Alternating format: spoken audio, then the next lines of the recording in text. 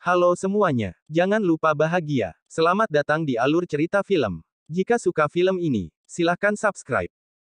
Pada awal film diperlihatkan, sekelompok bandit dengan menunggang kuda mendatangi sebuah rumah. Seorang pria bernama Huo Yazi, yang melihat kedatangan mereka, langsung berlari sambil menggendong anaknya masuk ke dalam rumah. Para bandit memasuki rumah dengan cara mendobrak pintu, sehingga membuat Huo Yazi terjatuh. Ia dicari oleh pimpinan bandit sudah selama 5 tahun, karena membunuh adiknya, Qi Bopeng.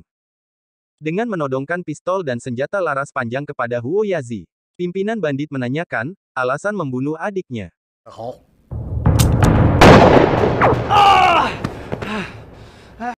Huo Yazi menuturkan bahwa ia membunuh adiknya bernama Qi Bopeng karena telah banyak memperkosa dan membunuh wanita. Pimpinan bandit yang tidak menerima alasan itu, kemudian membunuh Huo Yazi dengan cara ditembak sampai tewas.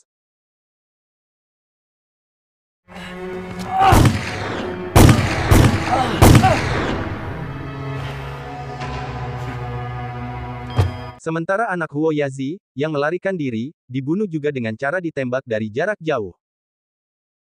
Mayat ayah dan anak yang mereka bunuh, kemudian digantung di halaman rumahnya. Sementara istri Huo Yazi, yang baru pulang ke rumah, mendapatkan orang kesayangannya tewas digantung, menjadi murka dan sakit hati. Ia bersumpah akan membalas dendam atas kematian mereka.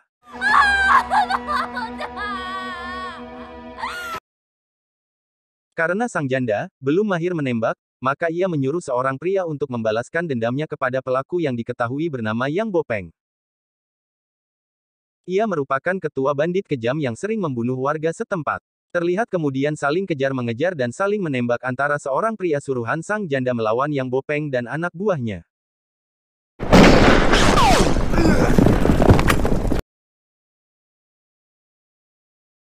Walaupun yang disuruh sang janda adalah orang yang mahir menggunakan senjata dan pintar menembak.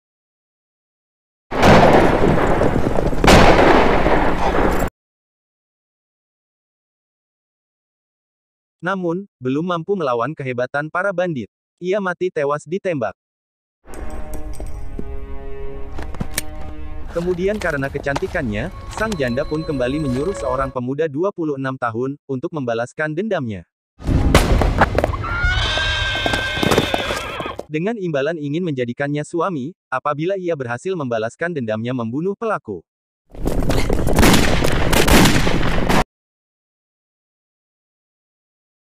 Lagi-lagi orang yang disuruh belum mampu melawan kehebatan Yang Bopeng dan anak buahnya.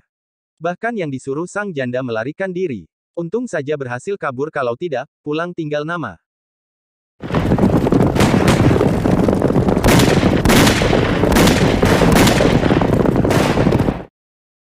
Tukang daging pun tergoda dengan kecantikan sang janda. Ia pun kemudian menawarkan diri untuk membalaskan dendam sang janda dengan imbalan kalau berhasil akan menikahinya.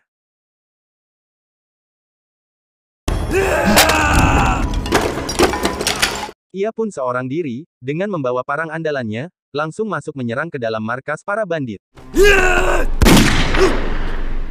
Namun, ternyata, parah. Pulang tinggal nama lagi.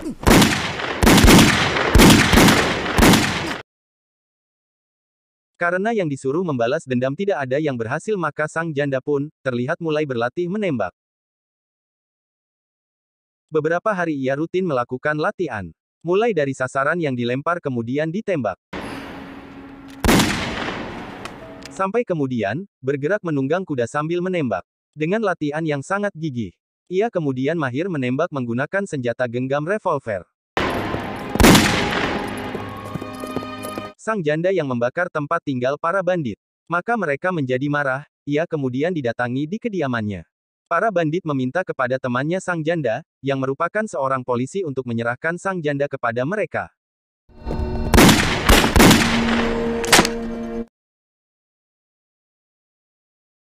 Namun sang polisi tidak mau menyerahkan. Hal itu, memicu kebencian dan kemarahan para bandit, sehingga terjadi pertempuran sengit antara kedua belah pihak.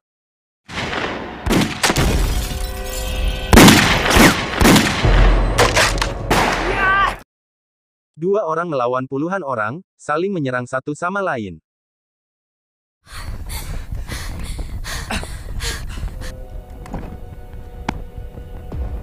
Ternyata sang janda sudah sangat mahir menembak. Beberapa kali tembakannya dapat mengena dan membunuh lawannya.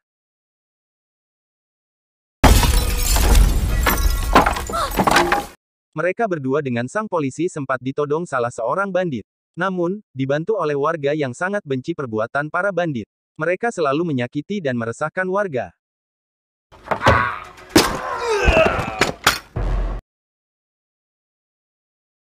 Pertempuran kembali berlanjut. Sangat lama terjadinya tembak-menembak di antara mereka. Barangkali berlangsung 1 jam atau 2 jam, belum juga berakhir.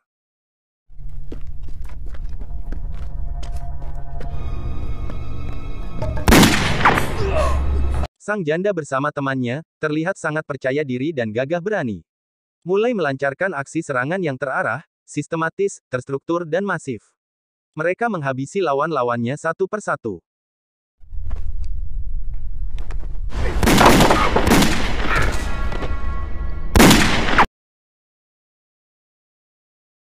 Temannya sempat terkena tembakan 1 kali. Maka sang janda yang sementara merawat temannya, langsung ditodong oleh Yang Bopeng.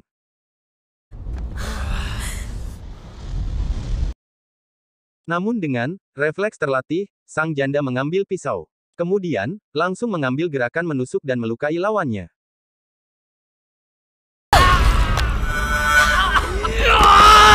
Kesempatan itu digunakan oleh temannya sang janda untuk menyerang dan menjatuhkannya. Sementara berlangsung perkelahian, terlihat warga masyarakat dengan membawa senjata tajam dan senjata pemukul untuk melawan pimpinan bandit.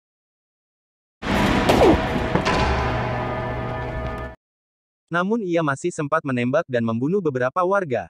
Kemudian sang janda cantik, langsung mengambil gerakan menarik pelatuk dan menembak berkali-kali kepada Yang Bopeng sehingga langsung tewas di TKP.